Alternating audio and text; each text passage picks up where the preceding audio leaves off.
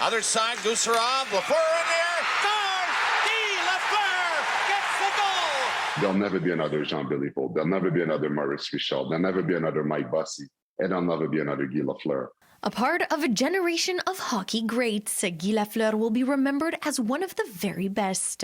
Lafleur began his NHL career with the Canadiens in 1971, remaining the all-time leading point scorer in Habs history, registering 518 goals and 728 assists in 14 seasons with the team, and 5 Stanley Cup rings to show for it. Guy Lafleur, he was an Hall of Famer, as we all know. But he was as accessible as anyone. When you talk to him, you never think that he was the Hall of Fame, that this all-star player that played in the NHL, because he was so accessible to everyone. He would take the time to talk to you, shake your hand, and spend time with you. Georges Laraque, former Montreal Canadiens player, is one of those people who got to spend time with Lafleur, being coached by him when playing with the Montreal Canadiens alumni team. Here he got to listen to Lafleur on and off the ice, hearing him recount stories of his first NHL contract, and says he was a funny and generous man. Guy Lafleur is coast to coast, skating with the puck, getting the crowd on their feet. When is the last player that had that impact in Montreal? So again, it's not a matter of, if there's going to be another one like this. It's just a matter of, you know what, he's unique.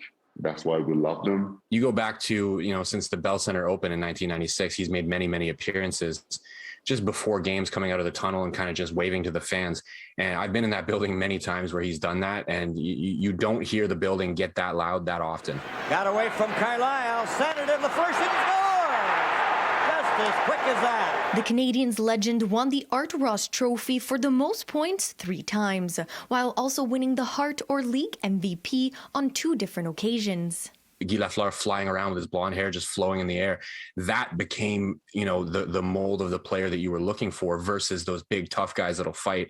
And I think players like him really pushed us into this new era that we have now, where, the fast, skilled players are the norm, and they're the best players. They're the players that you want to get. Without those 70s Canadiens teams, which were led by Guy Lafleur, we may not have the NHL that we have today. Lafleur retired for a second time in 1991. His iconic number 10, one of 14 jerseys that have been lifted to the rafters by the Canadiens. Incredibly sad day to hear that he passed. My heart goes out to his family, but as Habs fans, we're going to miss him dearly as well.